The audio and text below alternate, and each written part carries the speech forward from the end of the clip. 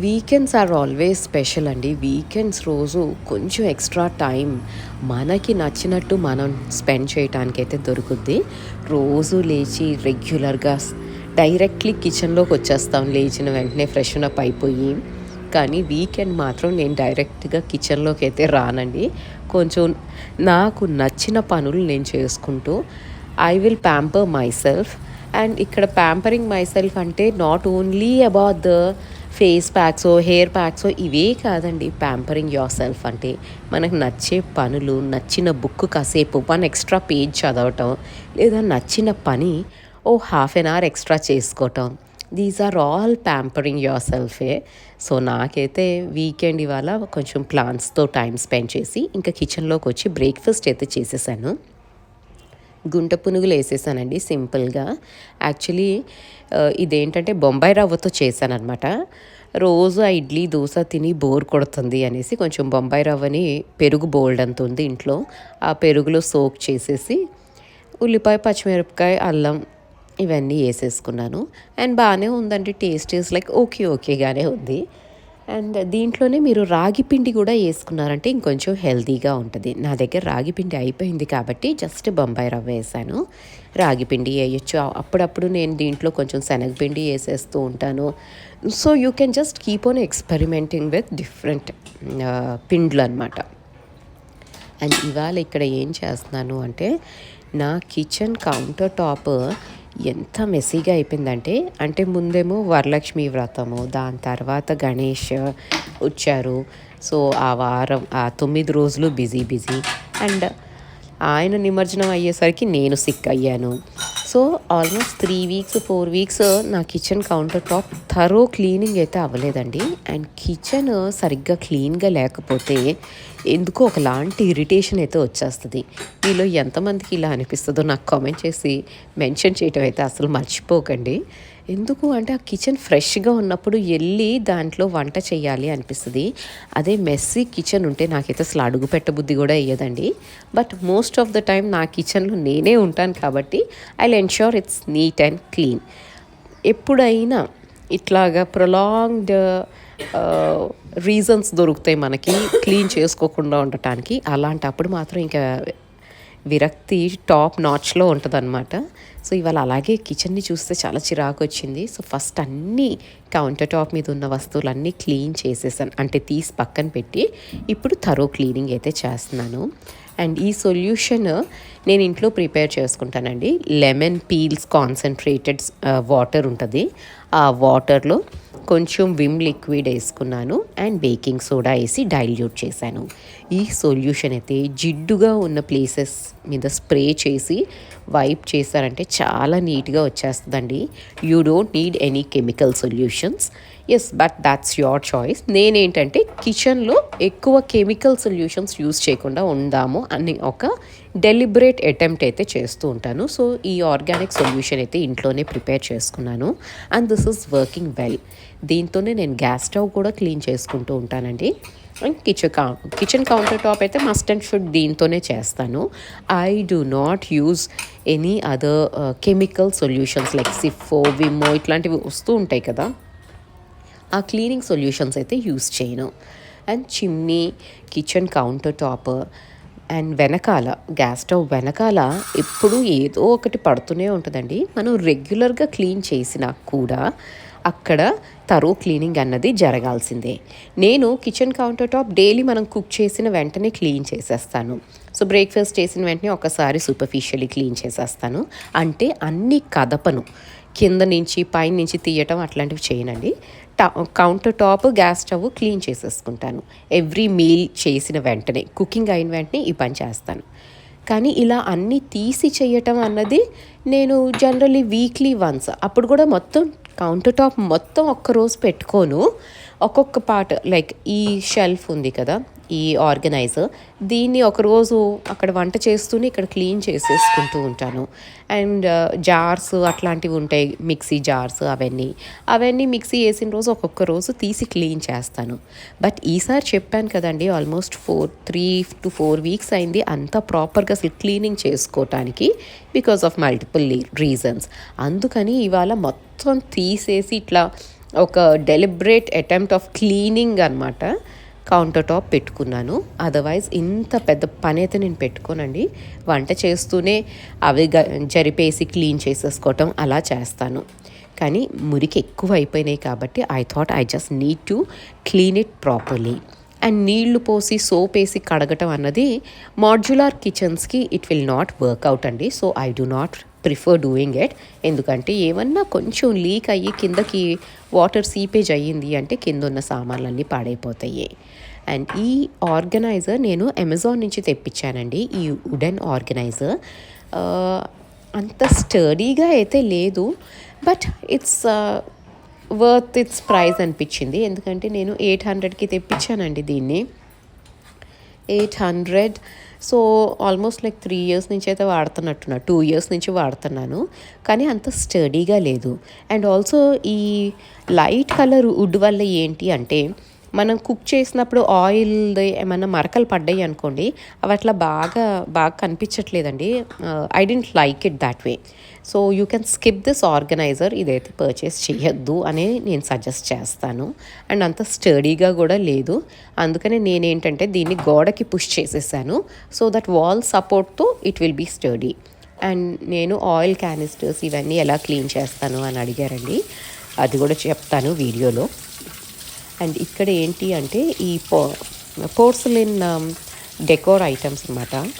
ఇవి నేను wash చేసేస్తానండి. Soap వేసేసి వాష్ చేసేస్తే it's easy to clean porcelain stuff. Especially వీటిల్ని వైప్ చేసి ఇవన్నీ చేసే కంటే నాకు కన్వీనియంట్గా ఏమనిపిస్తుంది అంటే కొంచెం సోప్ వేసేసి స్క్రబ్ చేసేసి వాష్ చేసేస్తే they will come out neat. And ఇప్పుడు కౌంటర్ టాప్ అంతా నీట్గా క్లీన్ చేసుకున్నాక నేను ఇవన్నీ ఆర్గనైజ్ చేస్తాను. అండ్ ఆయిల్ క్యానిస్టర్స్ ఎలా క్లీన్ చేస్తాను అంటే హాట్ వాటర్లో కొంచెం వెనిగర్ అండ్ బేకింగ్ సోడా వేసుకొని కాసేపు నాననీయండి. సన్నగా ఉంటాయి కాబట్టి ఇట్లాంటి గ్లాస్ కంటైనర్స్, ఆయిల్ కంటైనర్స్, వాటిల్లో ఇవి వేసేసుకొని ఈ సొల్యూషన్ వేసుకొని ఓ 1/2 hour ఉంచేయండి. దాని తర్వాత బాగా రిగ్రెస్లీ షేక్ చేసి మనం క్లీన్ చేయొచ్చు. అండ్ జిడ్డు కూడా ఈజీగా పోతుందండి because of vinegar and baking soda. నేనైతే నా గ్లాస్ ఆయిల్ డిస్పెన్సర్స్ని ఇలాగే క్లీన్ చేస్తాను. And this works out well for me. కాకపోతే ఆయిల్ క్యానిస్టర్స్ క్లీన్ చేయటం ఒక ఎత్తు, దాన్ని లోపల నుంచి డ్రై చేసుకున్నాక అప్పుడు రీఫిల్ చేయటం వెరీ ఇంపార్టెంట్. కొంచెం మాయిశ్చర్ ఉన్నా కూడా మాకైతే ఇక్కడ పూణేలో కూడా ఇదే ప్రాబ్లం అండి. లోపల ఫంగస్ డెవలప్ అయిపోయేది ఆయిల్ క్యానిస్టర్స్లో కూడా. అందుకని ప్రాపర్గా డ్రై చేసుకున్నాకే నేనైతే రీఫిల్ చేస్తాను. సో మీరు ఎండలో పెట్టేసుకోవచ్చు, లేకపోతే పొయ్యి మీదే కొంచెం స్టీమ్ వచ్చేలాగా పెట్టేసి లోపలంతా ఒకసారి స్టెరిలైజ్ చేసుకొని అప్పుడు రీఫిల్ చేసుకోవచ్చు ఆయిల్ క్యానిస్టర్స్ అయితే. అండ్ ఇక్కడ మీతో మాట్లాడుతూనే నేను కొంచెం రీసెట్ అయితే చేశానండి. ముందు ఉన్న డెకరేషన్కి ఇప్పటికీ స్లైట్గా వేరియేషన్. కిచెన్లో నేను ఎక్కువ డెకరేటివ్ ఐటమ్స్ పెట్టుకోనండి, బికాజ్ నాకు అస్సలకే మా కౌంటర్ టాప్ చాలా చిన్నది. ఈ ఇల్లు చాలా పెద్దగా ఉంది కానీ కిచెన్ మాత్రం ఏంటోనండి చాలా చిన్నగా అనిపిస్తుంది నాకైతే. అంటే counter top working area on kitchen is very small and tiny అనిపిస్తుంది అనమాట నాకు.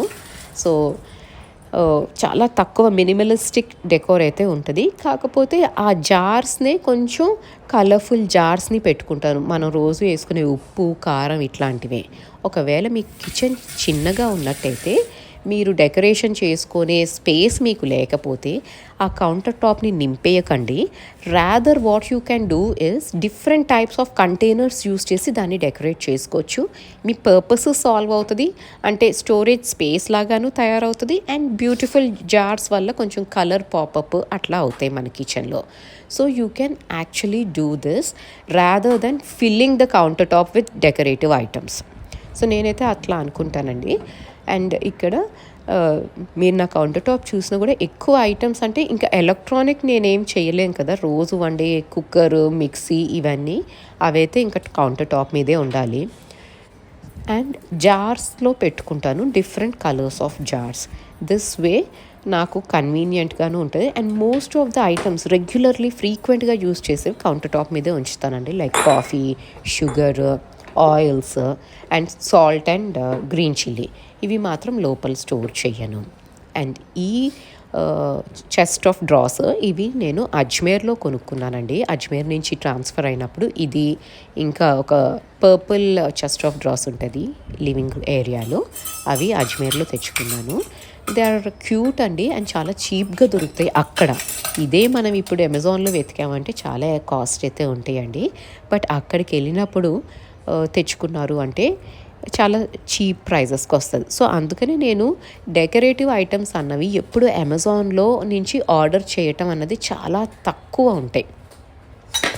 I rather go to a particular place, అక్కడ నచ్చినవి కొనుక్కొచ్చుకుంటానికి తప్ప ఆన్లైన్ అయితే ఆర్డర్ చేయనండి most of the times. And ఇంకా ఇట్లా అయితే రీఆర్గనైజ్ చేసుకున్నాను, రీసెట్ చేసుకున్నాను కౌంటర్ టాప్. కొంచెం స్లైట్ డిఫరెన్సెసే అండి, ఇక్కడివి అక్కడ అక్కడివి ఇక్కడ పెడితేనే అసలు ఆ లుక్కే మారిపోయినట్టు ఉంటుంది అండ్ కొంచెం రిఫ్రెషింగ్గా అనిపిస్తుంది. రోజు చేసే వంట, రోజు చేసే రొటీన్ పనుల్లో these tiny small little things will make hell lot of difference. కొంచెం బ్రెయిన్ కూడా మనకి ఫ్రెష్గా అనిపిస్తుంది. అండ్ కిచెన్లోకి వెళ్ళి వంట చేయాలి అన్న కోరిక రావాలి అంటే మనల్ని మనం మోటివేట్ చేసుకోవాల్సిందే. అండ్ నాకు మోటివేషన్ ఏంటంటే neat and clean counter top and kitchen will make me happy and నన్ను కొంచెం వంట చేయడానికి అవి మోటివేట్ చేస్తాయి. సో ఇలాగైతే నీట్గా ఆర్గనైజ్ చేసేసాను.